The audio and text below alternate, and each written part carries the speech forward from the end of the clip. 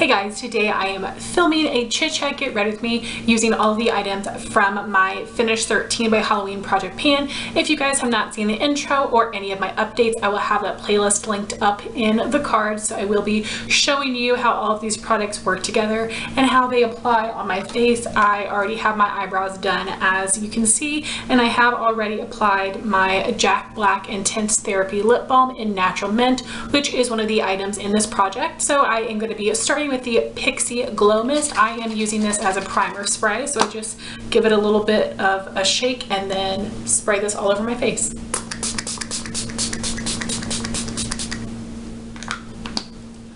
And just fan my face a little bit and give it a second to set down. Then going in with the Hourglass Veil Mineral Primer, which is the primer in this project. And you guys, this is gonna last me forever because such a little bit goes a very long way, I found. So just gonna rub it into my skin. And this does feel super smooth and a little slick actually, which I wasn't expecting when I first tried this. Next, I'm going to be taking a pore filling primer from my summer project pan. This is the Dr. Brandt Pores No More, which is my favorite. This is all I have left in this little sample jar, and I am just going to press this into my large pores. And luckily this Dr. Brandt and the Hourglass primer work really well together.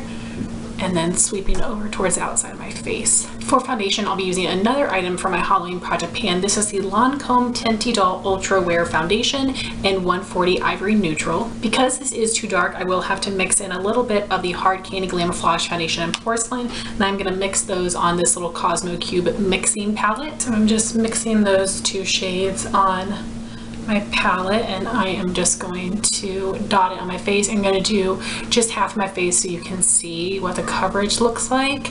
And this foundation is a really nice solid medium coverage. They don't really have a good shade for me. All of the lighter shades are on the peachy side or the pink side, and they oxidize. And I'm just going to blend it out with the Real Techniques Miracle Complexion sponge. So I apologize if the lighting is off and for the shadow in the back, and if you can hear any noise.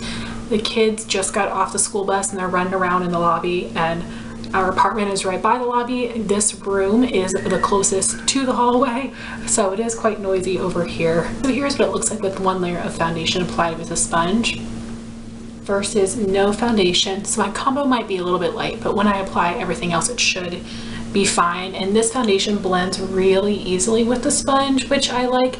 I just wish it had more coverage and a better shade, and it doesn't hold up against my oil the best, but it does hold up fairly decently. So I was happy to get this sample, but it's definitely not something I would actually buy. A lot of people compare the Lancome foundation with the Estee Lauder Double Wear, and I prefer Double Wear much more. And here's what it looks like with one layer of foundation applied all over, and I'm just gonna stop here. Sometimes I do build up a little bit more on my cheeks, but I'm fine with just the one layer for today. So next I'm actually going to apply the Wet n Wild Cushion Contour in the shade Cafe Au Soleil. I had used this in a first impression before and I could not get it to work for me, and that's because I was using the awful NYX makeup sponge, but I just recently purchased the original Beauty Blender. I tried this out yesterday and it looks so much better, so I want to show you guys on camera. This is not a bad product. You just need the right sponge to apply it. So I'm gonna pick up the product from the cap, pinch the Beauty Blender a bit, and tap it on the back of my hand to get off some of the excess product, and then tap right into the hollows of my cheeks. So much better. This is a really pretty color. It blends out really easily when you have a good sponge, and that NYX sponge was just garbage. The little remainder I had left in the cap I'm going to take up by my hairline. I don't want to have the product be too intense up here or it will look pretty unnatural on me and a little dark. So here's what it looks like with the liquid bronzer on this side versus nothing over here. You can definitely see it head on that it has a little bit more of a shape to my face. So happy I found a way to make this work. So now I'm going to dip into the actual cushion, but very lightly. Just bounced it in a couple times, tap off once in the back of my hand, then go right into the hollow of my cheeks, just bouncing it around. And and it just blends so much better. I am seriously so happy, and I just had to show you guys. So I choose to apply my liquid bronzer after foundation but before concealer, because I like to set my concealer right away, and if I have already put powder on my face and if the bronzer comes in contact with that powder, it can get a little bit patchy. So this is just the easiest way for me. So for under the eyes, I'll be using the Tarte Shape Tape Concealer in the shade Fair.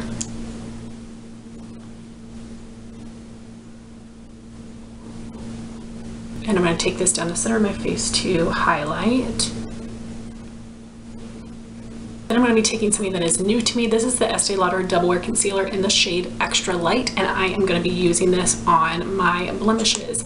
I had a little mini size of this a while ago in the light shade, and I love the formula, so I wanted to get this one for blemishes. I've got a little bit over here and some redness over here. I'll just dot around on that. So taking the Real Techniques sponge, I'm gonna blend out the highlighted areas in the center of my face first. Then taking the pointed side of the sponge, I'm gonna blend out the under eye concealer. Oh, and I don't bring it all the way up just because this is so pigmented, so I will tap over it where I've applied it and then work up towards my lash line. That way I don't have too much product gunked under my eye and I'm not wasting product, or I don't end up looking heavy or cakey. So this is just the best way I've found to work with this concealer. Then I'm taking the flat end of my sponge and blending out the concealer on my cheeks. But for the concealer on actual blemishes, I'm gonna blend it out with this little mini brush from RC Cosmetics. This is a precision angled flat top kabuki brush, and just press the concealer in, and this helps keep that great coverage. And this is such a good shade for me because it is really fair and yellow toned. So I'll be setting under my eyes with another Project Pan item. This is the Dermablend Translucent Loose Setting Powder. This is just the little mini. I did recently take out the sifter, so I'm just working out of the jar, which makes it so much easier to use. So I'm gonna take the pointed side of my Real Techniques sponge to just blend out any creases. And then I'm going to take the Real Techniques mini eraser sponge to apply the powder under my eyes. And you can definitely do it with a large sponge, but I use that large sponge for so many different things. It's just easier to use this. So picking up a good amount of product here and pressing it right under my eye. And then just bringing it down a bit.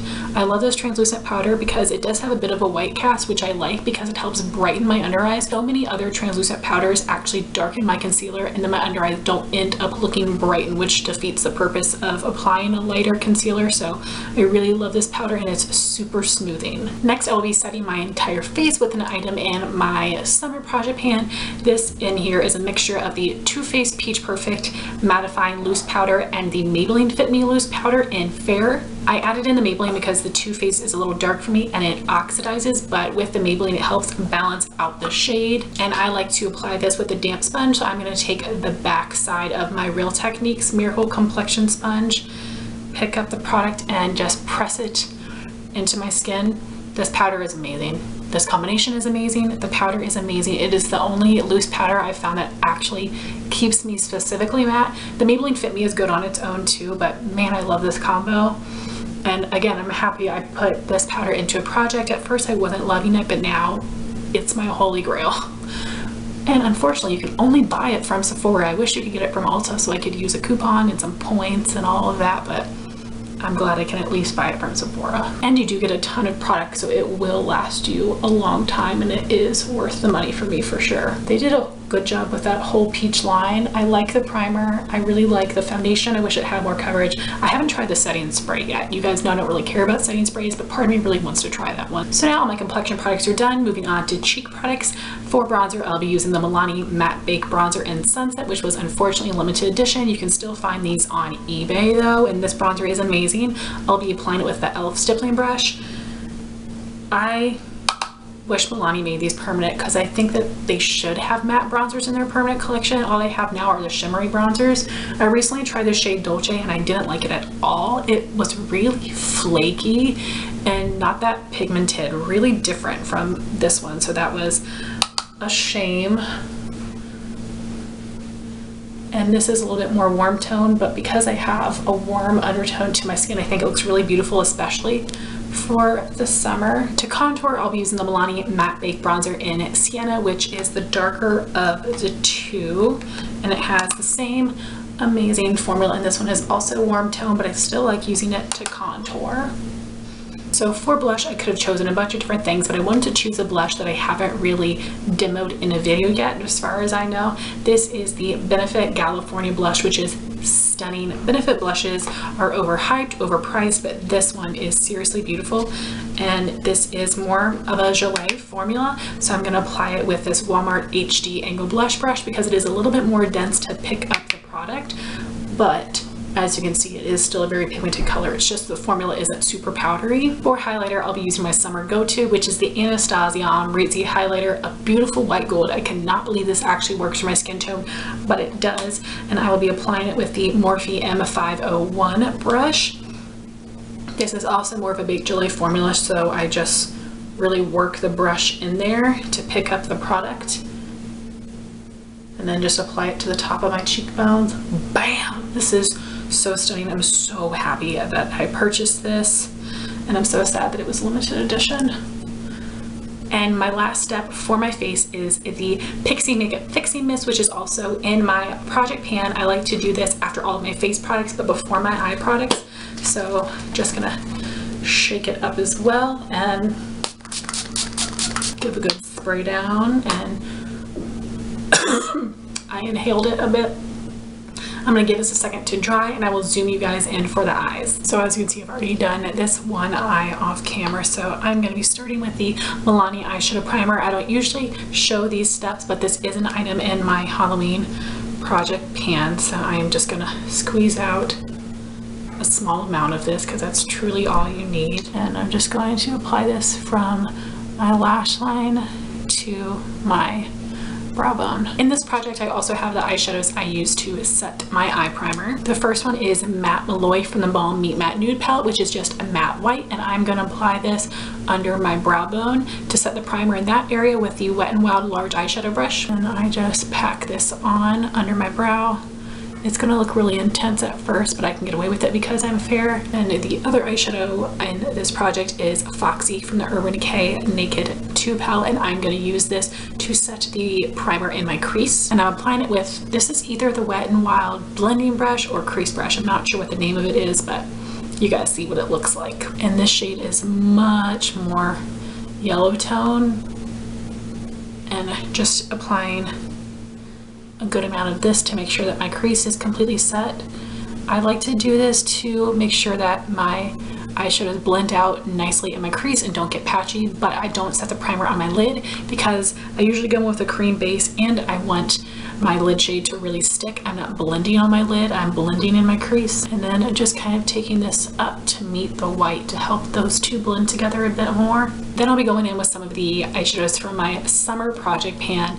This is from the Anastasia Modern Renaissance palette. I'll be using the shade Burnt Orange as my transition color, and I'm going to apply it with the Morphe R38 brush. So this shade is quite pigmented, so I don't need a ton, and I'm just going to apply this in my crease and right above it. Adding a second layer of that. So windshield wiper motions, small circular motions, and then just fading it up a little bit to help blend the edges. Then I'm going in with a cream base on my lid. I don't tend to do that with my ColourPop Super Shock shadows, but once they start to dry out, it helps the product adhere to the eye better. So I'll be using the Balm Batter Up Shadow Stick in the shade Curveball, which is more of a coppery color. And I'm just going to draw this right on to my lid. So then we'll be taking my ColourPop Super Shock Shadow in Summer 11. I'm going to apply the first layer with a sponge tip applicator to help get the precision. It also helps me work through these products pretty quickly. And then after I do the rest of my shadows, I will apply a second layer with my finger to really intensify the shine. I'm going to pack this on right over top of the base. And this shade is definitely more of like a icy pink. I thought it was more rose gold, but it definitely is more silver than gold. Then going back in with the Anastasia Modern Renaissance palette, I'm going to be taking the shade Raw Sienna and applying it in my crease with my Morphe R39 brush. So starting on the outer part of my eye, and working towards the center to just give some more definition. I really love these two shades from the Modern Renaissance palette, but I don't love them with this lid color, but I'm trying to pan all of these so they work fine together. Then I'm going to apply a second layer with my finger, and you guys will see what a difference this makes. Like, isn't that so intense and pretty? So I'm not going to be applying any eyeliner with this look, but you definitely could if you wanted to. But I will just be applying some mascara. And again, this is a step I usually don't show you guys, but this is in my project pan, and that would be the Urban Decay Perversion mascara. Right now I'm using it in combination with the Jessie's Girl Dial Lash mascara. So I'm going to go in with the Urban Decay first, which is a natural bristle brush. It's a pretty wet mascara, but it does give a lot of nice volume.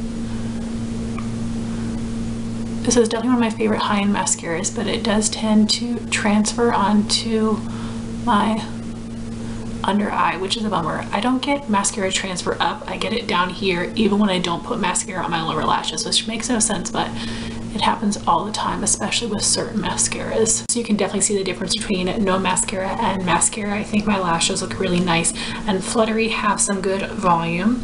So then going in with a Jessie's Girl Dial Lash, which is also a wet formula, but this is a plastic bristle wand.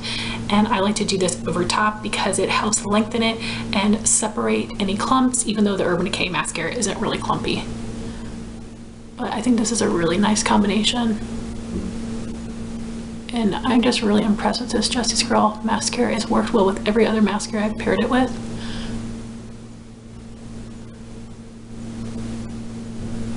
And I think my lashes just look amazing. They look so lengthened and volumized. Just like, look at the difference. No mascara, mascara. So lastly, we have lips. I'm gonna start by lining my lips with the Marc Jacobs Pout Liner in the shade Nudist. You don't need this lip liner. I got it from Influencer. I think ColourPop has amazing lip liners. I really like the color of this with the lip product in this project. This is like a peachy light tan nude, which is really pretty. So just lining my lips with this. The formula of these are really creamy though, but I couldn't justify the price for a lip liner.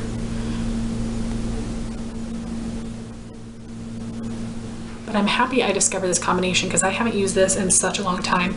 It's too tall to actually stand up in my drawers, and I love my ColourPop lip liners so much. So for the actual lip product, which is in my project pan, it is the Tarte's Glossy Lip Paint in the shade Obvi, a beautiful peachy nude. I've been using this so much, I took out the stopper, and I actually will be using the last application today. It is completely see-through. I just have a little bit caked onto the sides, onto the applicator, so I'll be using what I can get from the applicator, then taking a Q-tip and digging around in there. So just applying this. I love this color. It's also a really opaque gloss, a little thick, but it's not sticky whatsoever. They just had these as a Sephora Weekly Wow, and when I went on the website, the shade was sold out, unfortunately, and the other color I wanted was also sold out. I'm really impressed with this formula, and it's super glossy. So guys, this is the final look. I want to thank you all so much for watching this video and watching my project pans. I love doing a chit chat get ready with me, featuring each of my different project pans so you guys can see the items in action and see how they all look together. So I would love to know if you guys are doing any project pans right now in the comments down below. Thank you so much for watching this video. Please like, comment, and subscribe, and I'll talk to you soon. Bye guys.